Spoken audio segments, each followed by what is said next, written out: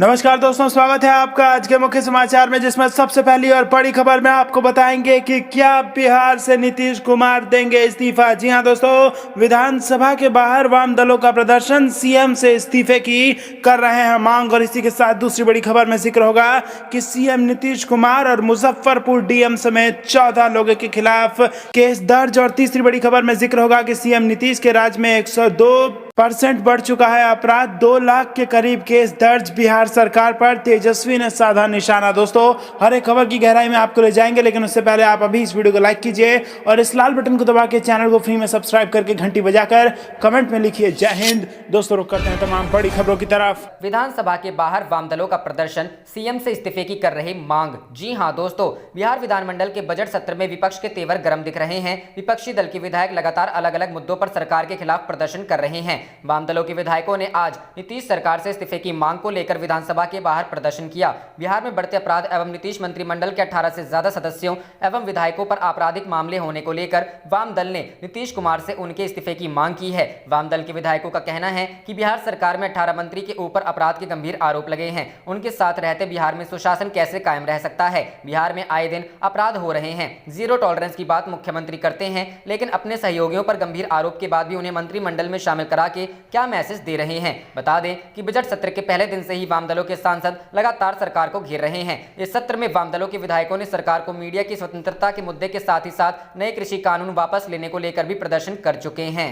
रुक करते हैं अगली खबर की तरफ। बिहार सीएम नीतीश कुमार और मुजफ्फरपुर डीएम समेत 14 लोगों के खिलाफ केस दर्ज। जी हां दोस्तों, बिहार के मुख्यमंत्री नीतीश कुमार और मुजफ्फरपुर जिला मजिस्ट्रेट समेत 14 लोगों के खिलाफ मुजफ्फरपुर सिविल कोर्ट में केस दर्ज हुआ है। मुजफ्फरपुर सिविल कोर्ट के वकील जयचंद्र प्रसाद साहनी ने बताया कि चाकी सोहागपुर में मतदाता के रूप में अन्य पंचायत के लोगों के नाम सूचीबद्ध करने के मामले में इन सभी लोगों के खिलाफ केस दर्ज किया गया है। आपको बता दें कि बिहार पंचायत चुनाव के लिए तैयार मतदाता सूची में बड़े पैमाने पर गड़बड़ी की शिकायतों को लेकर राज्य निर्वाचन आयोग ने कड़ा प्रावधान किया है। आयोग ने निर्देश दिया है कि अंतिम सूची प्रकाशित करते समय सभी बीडीओ को यह लिखित प्रमाण देना होगा कि प्रकाशित मतदाता सूची सही है। आयोग के इस कड़े कदम के बाद मतदाता सूची तैयार करने वाली कार्य एजेंसी से लेकर अधिकारियों तक में हड़कंप है।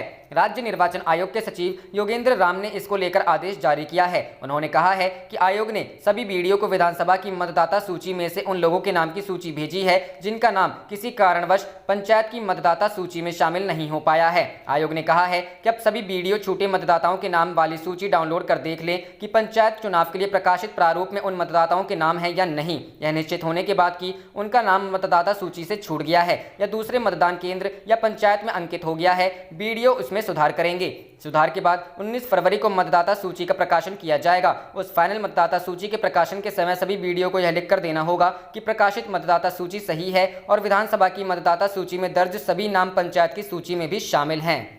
रुक करते हैं अगली खबर की तरफ। सीएम नीतीश के राज्य में 102% बढ़ा अपराध, 2 लाख के करीब केस दर्ज। बिहार सरकार पर तेजस्वी ने साधा निशाना। जी हां दोस्तों, बिहार विधानसभा में बजट सत्र के दौरान तेजस्वी यादव ने दावा किया कि नीतीश सरकार के राज्य में अपराध 102% तक बढ़ गया है। साथ ही उन्होंने यह भी दावा किया कि नीतीश सरकार के कार्यकाल में दर्ज केसों की संख्या 2 लाख तक हो गई है। अपराध के आंकड़ों को लेकर बिहार विधानसभा में प्रतिपक्ष के नेता तेजस्वी यादव ने मुख्यमंत्री नीतीश कुमार पर जमकर निशाना साधा।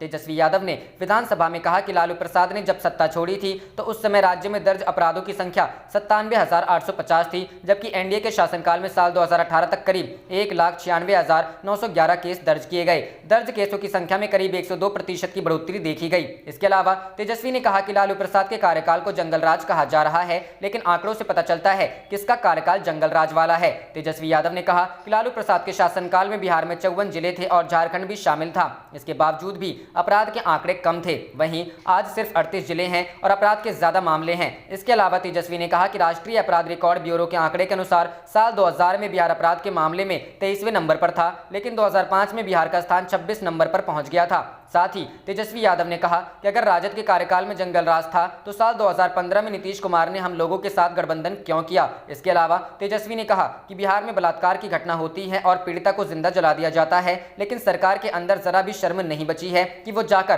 पीड़ित परिवार से मिले। रुख करते हैं अगली खबर की तरफ। क्या प्रियंका गांधी वाड्रा होंगी यूपी की मुख्यमंत्री उम्मीदवार? जानिए उन्होंने क्या कहा। जी हां दोस्तों, कांग्रेस महासचिव प्रियंका गांधी वाड्रा मंगलवार को किसान महापंचायत में शामिल होने के लिए मथुरा पहुंची। एनडीटीवी से बातचीत में उन्होंने पीएम नरेंद्र मोदी पर निशाना साधते हुए कहा, अगर एक नेता ये नहीं समझ पा रहा है कि लाखों किसान प्रताड़ित हो रहे हैं, बॉर्डर पर बैठे हैं 90 दिनों से, और अगर वो उनसे बात करने नहीं आए, उनकी समस्या समझने के लिए तैयार नहीं है, तो वो अहंकारी ही होंगे। प्रियंका गांधी वाड्रा से हुई बातचीत के खास अंश। सवाल, आपने कहा कि प्रधानमंत्री अहंकारी हैं और कायर भी हैं, ऐसे क्यों कह रही हैं आप? जवाब, बिल्कुल कहा, प्रधानमंत्री अहंकारी हैं। लाखों किसानों से बात करने नहीं आए हैं। वे किसानों से बात करने नहीं आते तो वो अहंकारी ही हुए ना। 215 किसानों की मौत हुई है, प्रधानमंत्री एक बार भी संवेदना प्रकट नहीं की। इस समय लाखों किसान धरने पर हैं, वो बात नहीं करते। सवाल, बीजेपी कह रही है कि आप लोग किसान आंदोलन का राजनीतिकरण कर रही हैं। जवाब, ये लोग कुछ भी करते रहें, इनसे सवाल नहीं करो। जब से कोने में आ जाते हैं, जब जनता को इनकी नीतियां नहीं पसंद आती तो ये कांग्रेस को दोषी ठहराते हैं। ये अपनी नीतियों के लिए कांग्रेस को जिम्मेदार ठहरा रहे हैं। ये लोग जिम्मेदारी से भागते हैं और ये लोग हम पर राजनीति करने का आरोप लगाते हैं। सवाल, क्या प्रियंका गांधी यूपी मुख्यमंत्री पद की उम्मीदवार होंगी? जवाब, लोगों के मुद्दे उठाने की मेरी जिम्मेदारी है, यह मेरा कर्तव्य है। जनता की आवाज़ उठाना मेरा कर्तव्य है। मैं पीछे नहीं हटूंगी, मैं लड़ती रहूंगी। मैंने किसी के साथ गद्दारी नहीं की, ना ही करूंगी।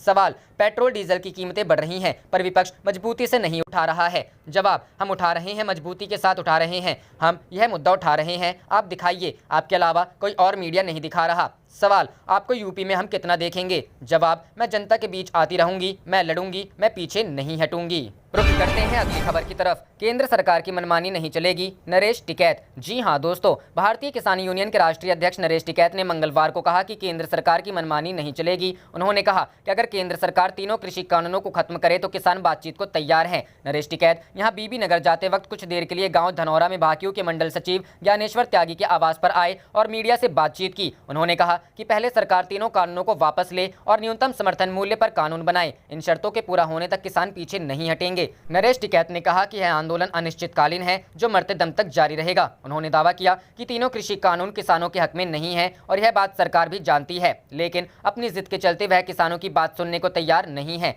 टिकैत ने दावा किया कि भाजपा में ऐसे कई नेता हैं जो इस समस्या को सुलझा सकते हैं, लेकिन उन पर भी दबाव बनाया हुआ है। उन्होंने कहा कि सरकार अपनी जिद छोड़ दें क्योंकि किसान बातचीत करने के लिए तैयार हैं। उन्होंने यह भी कहा कि कृषि कानूनों को सरकार को वापस लेना ही होगा, यह शर्त माने जाने तक किसान पीछे नहीं हटेंगे। उन्होंने कहा, सरकार किसानों को कई नाम दे रही है जो किसानों के लिए अपमान की बात है, लेकिन सरकार यह भूल गई है कि किसानों का शोषण करने वाला कभी सफल नहीं हुआ है, इसका परिणाम उसे भुगतना ही पड़ेगा।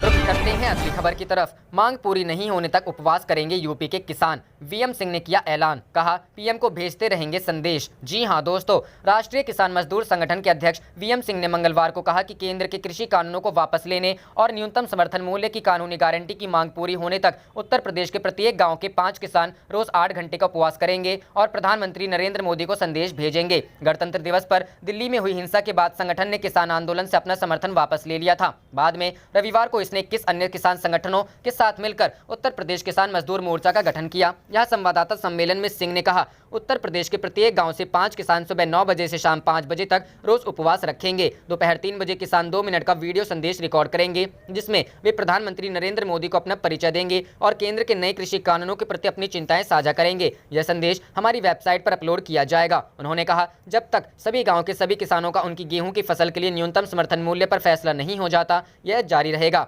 सिंह ने कहा कि देश में ज्यादातर किसान लघु या सीमांत हैं और वे दिल्ली जाकर प्रदर्शन में शामिल नहीं हो सकते हैं। ऐसे में वे अपने गांव में रहकर खेतों मवेशियों का देखभाल करते हुए प्रदर्शन में शामिल हो सकते हैं। किसान नेता ने दावा किया कि उत्तर प्रदेश में 65,000 पंचायत हैं और अगर उनमें से 20,000 गाँव भी आंदोलन का हिस्सा बनेंगे तो प्रधानमंत्री के पास रोजाना 1 लाख संदेश पहुंचेंगे। उन्होंने कहा, 1 महीने में इनकी संख्या 30 लाख तक पहुंच जाएगी, वह भी ऐसे में जबकि हम सिर्फ 20,000 गाँव के बारे में बात कर रहे हैं। सोचकर देखें, अगर 50,000 गाँव हमारे साथ आ गए तो क्या होगा? क्या प्रधानमंत्री मोदी फिर भी कहेंगे कि इन गाँवों से आ रहे संदेश किसानों के नहीं हैं?